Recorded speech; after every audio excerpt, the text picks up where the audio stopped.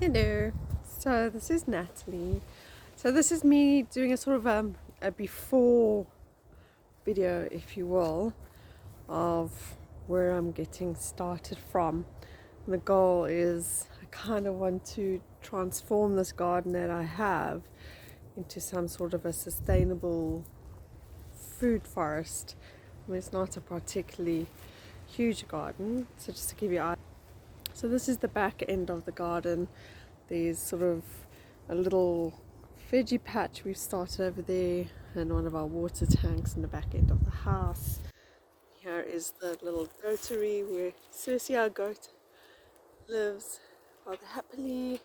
But we want to sort of extend it and make it bigger and take over the space. Then there's the house, which is a work in progress. There we go, and there's our marvelous sea view that we have, and the rest is a lot of sort of grass and a few trees and things. So I'm trying to figure out how to transform all of this. And there's my lazy dog sleeping on the lawn. Well, lazy dogs, a couple of them. It's very cold here. It's winter and it's windy, and yeah, it's been a little unpleasant lately. So yeah, as you can see, I have a lot of work to do, and I've been feeling a little overwhelmed by just the sheer size of the project of what I need to do. So here's the rest of the yard. So this is a big part of where I want to start. So you can see we've started, there's a few fruit trees. So there's our pawpaw with a second used batch of pawpaws. We've got some bananas. There's a loquat. We've got some macadamia nuts, pecan nuts, avos. So these avos are still quite young. I'm going to graft some older avos onto these so they can fruit sooner. Some more macadamia nuts, coffee trees. So we've got a few already started. And I've just been trying to say I do not want to maintain my garden. My whole point is I do not want to maintain this garden. I want to do as little work as is possible. I want to have a perennial garden so I can come at any point during this year. I live in a subtropical climate, so lucky for me, that means I am able to grow year round. I have a very long growing season, and I want to be able to come and pick food without me having to constantly work on the garden. So, the biggest patch of where I'm starting. So, as you can see, I mean, too much of it. We actually live in a subtropical forest. So there's the border of my property, and the rest is the forest around. I've got one neighbor, otherwise it's all forest, and there's the house. Lots of forest. So I've also been trying to look at the forest and see how does it work. Because we live so close to the ocean, we get a lot of wind. But when you go into the forest itself, it's quite wonderful. So when you look at the forest, it's very scary. You got trees and shrubbery, and there's like a big thicket that you have to sort of work your way through in order to get into the main forest section. But once you're under the canopy of the forest, it's usually quite clear and open and peaceful and serene, and you don't have this wind from the ocean blasting at you and things like that. So my goal is to get to that where I can walk into my yard, and you have that serene peacefulness of the inside of the forest.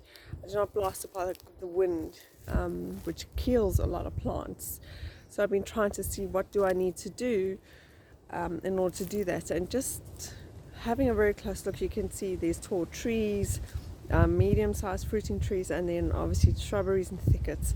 And that kind of creates a amazing wind barrier around every space. So I want to start by doing that.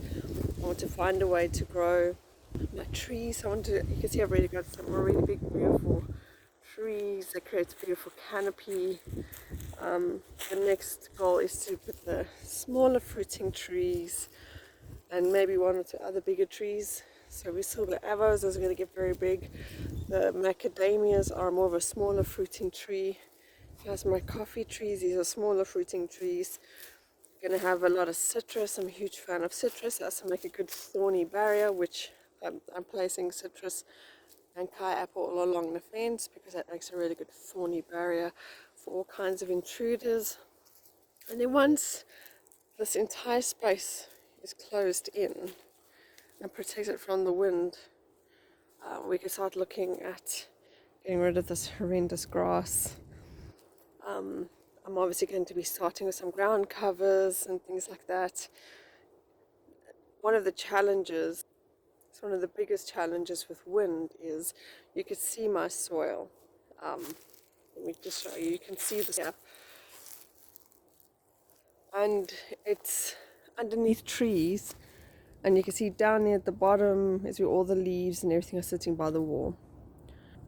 So the wind blows away, literally will blow away any mulch you try to put down. And obviously mulch is life, mulch is essential.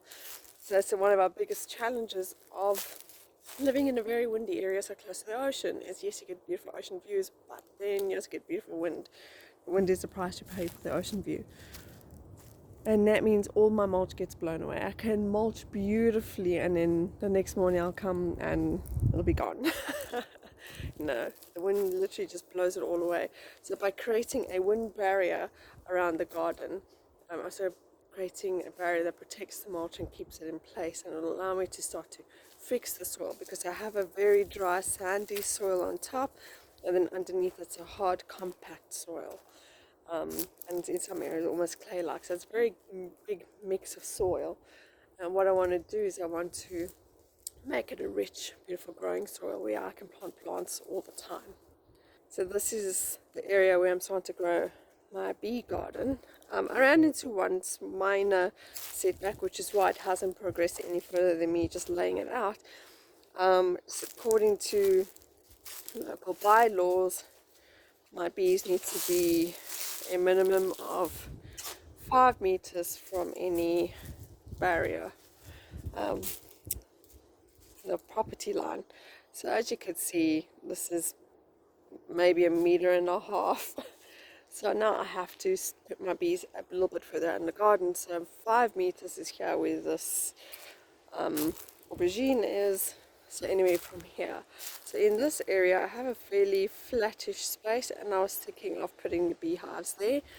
But yeah, that's another work in progress. Obviously if I do come here, the canopy is a little bit open, there's more wind and my bees will be less protected as well. So by building a forest type system where there's more of a wind barrier and a few more trees and bushes and shrubberies, my bees will become more protected. But yeah, okay. So that's what I want to do in this space. It's a lot of work. I'm feeling a little overwhelmed, especially since I got 2nd-degree burns on my right hand last week during a marmalade canning accident. And I stumped and broke both my baby toes over the past 3 months. So my right toe is particularly painful and still struggling. So I haven't really been able to get into doing things that I want to do, but I'm pushing myself to start with what I am able to do. So watch this space and come follow my journey and watch me as I transform this horrible grassy suburban garden into something that's more sustainable and can feed my family. My ultimate goal is any time of year I can just walk out in my front yard and pick a meal completely from my garden at any time of day and any day of the year. And this is where it all starts. So wish me luck and come join me on my journey.